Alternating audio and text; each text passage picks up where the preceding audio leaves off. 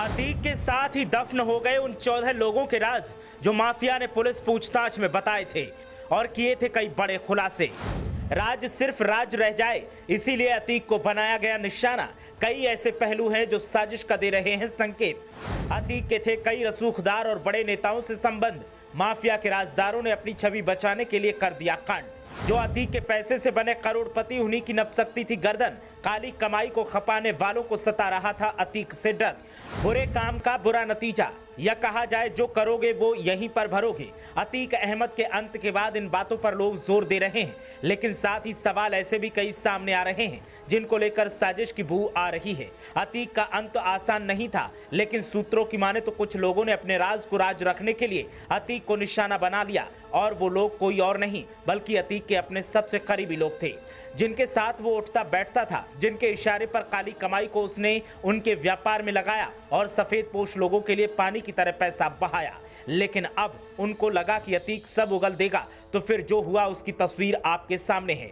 सूत्रों की माने तो 14 नाम अतीक ने पुलिस को बताए थे। जब तक और जानकारी मिल पाती तब तक खेल खत्म हो गया। दरअसल 44 साल के अपराध की कहानी 1 मिनट में ही खत्म हो गई। अतीक अशरफ को 18 सेकंड के भीतर मौत की नींद सुला दिया गया। इस कांड के पीछे शक की सुई रसूखदार सफेद पोशों की तरफ घूमने लगी है। एक दिन पहले ही धूमनगंज थाने में पूछताछ में माफिया अतीक ने कई बिल्डर्स और बड़े लोगों से अपने संबंधों का खुलासा किया था। आशंका है कि राज खुलने के डर से अतीक और अशरफ की हत्या करवाई जा सकती है। पुलिस इस पहलू पर खास नजर बनाए हुए है और आने वाले दिनों में जांच का दायरा इस आधार पर भी आगे बढ़ सकता है। अतीक ने पुलिस रिमांड के दौरान कई चौंकाने वाले खुलासे किए। अतीक ने प्रयागराज और पूरे यूपी में अपनी काली कमाई के बल पर खड़े किए गए आर्थिक साम्राज्य में पार्टनर के तौर पर कई गणमान्यों के नाम गिनाए थे। इन लोगों ने अतीक के काले धन को अपनी कंपनियों में लगाया। ऐसी 200 से अधिक सेल कंपनियों के बारे में पता चला था। रियल एस्टेट कारोबार में अतीक की कमाई खपाने वालों के अलावा कई सफेद पोश तक आंच आने लगी थी। इस तरह के 50 से अधिक नामों का खुलासा किया गया था, जिसमें 14 नाम बेहद अहम हैं। अतीक के कई सियासी दलों के नेताओं से संपर्क भी रहे हैं। सियासी दलों को साधने का वो माहिर खिलाड़ी था। यही कारण था कि दशकों तक अतीक की उंगलियों पर सरकारें नाचती रहीं और पुलिस अधिकारी सियासी रसूख के आगे घुटने टेकते रहे। अतीक अहमद पर हत्या, अपहरण, वसूली, हमला और जमीन कब्जा समेत 102 आपराधिक मामले दर्ज थे। 17 साल की उम्र में हत्या सरीखी वारदात को अंजाम देकर प्रयागराज में सनसनी मचाने वाले अतीक ने अपराध की दुनिया में कदम रखा तो वो आगे बढ़ता ही चला गया।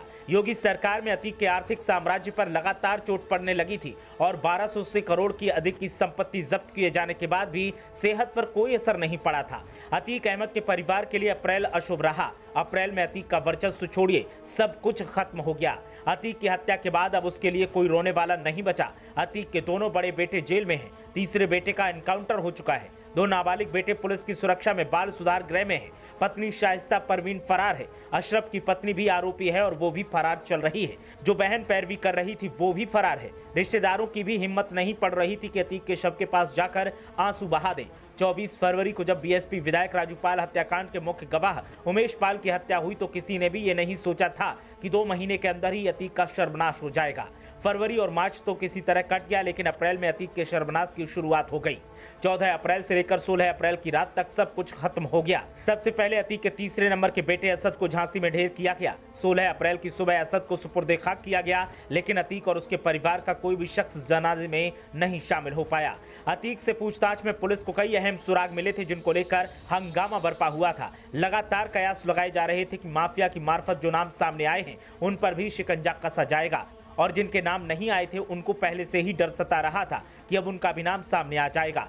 दावा किया जा रहा है कि उन्हीं लोगों के इशारे पर इस काम को अंजाम दिया गया जिसमें अंडरवर्ल्ड का भी नाम शामिल है। ब्यूरो रिपोर्ट, मीडिया हलचल।